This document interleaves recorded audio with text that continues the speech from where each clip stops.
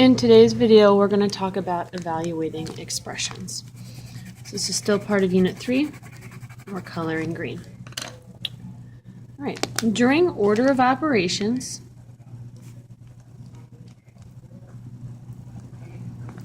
we simplify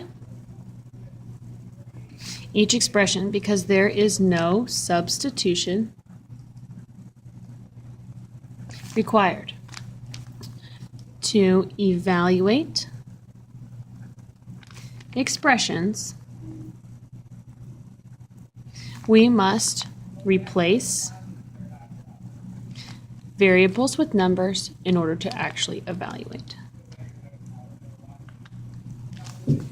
So here are your steps. Step 1, plug in the numbers for the corresponding variables. When you substitute in a negative number, use parentheses. So anytime you're substituting in a negative number, you need to make sure you substitute in parentheses. This will help you evaluate the expression correctly. And in step 2, you have to simplify using order of operations. All right, so example number 1. We have x minus x plus y divided by 4. We're using x equals 6 and y equals 4. So we're going to first replace. And it's very important that you document your thinking, that you write down all of your steps. So we're going to replace x with 6. So we have 6 minus x is 6 plus y is 4 divided by 4. And none of those numbers had parentheses or were negative, so I didn't need to use parentheses. Then I'm going to follow my order of operations. So if I think about, you guys, no PEMDAS, but I always write M and D together and A and S together. We multiply and divide the same time from left to right and add and subtract from left to right. Some of you guys might use gems to help you remember as well. Okay, so you've got grouping symbols, exponents, multiply and divide, and subtract and add. So just two little mnemonics there to help you remember the order of operations. So if I look at this expression here, first thing I'm going to need to do is divide. So 4 divided by 4. That gives me 6 minus 6 plus 4 divided by 4 is 1. Remember, it helps to underline and do one step at a time. I can't stress that enough. Do not try to do all of this at one time. One step at a time. All right, and then I add and subtract from left to right. So I see subtraction first as I go from left to right. So I'm going to do 6 minus 6. Excuse me, 6 minus 6 is 0, plus 1, and 0 plus 1 is 1. Final answer. Right. Example number 2, we're going to change this just a little bit. We're going to make this 2p instead of p. Okay? Remember, when you don't have a symbol between the coefficient and the variable, this is actually multiplication. So when you plug in, this will be 2 times p is 5 divided by 5 minus m to the third. Now m is a negative number, so we're going to plug in using parentheses, so m to the third. All right? Order of operations, exponents come first.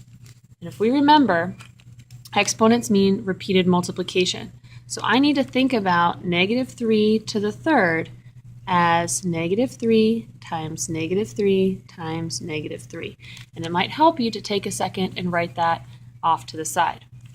So negative 3 times negative 3 gives me a positive 9 from integer rules. Two negatives multiplied together is a positive. And then 9 times negative 3. 9 times negative 3 is negative 27. Positive times a negative is a negative. And I sometimes like to bubble this because it's me showing my thinking. It's not actually part of this process. So negative 3 cubed, or negative 3 to the third power, is negative 27. So I have 2 times 5. I'm copying everything else down exactly how I see it. 2 times 5 divided by 5 minus, again, copy everything down, and I'm subtracting a negative 27. Okay, then I'm going to multiply and divide from left to right. I see multiplication first, so I'm going to do 2 times 5. 2 times 5 is 10. Okay, and then I see division. 10 divided by 5 is 2.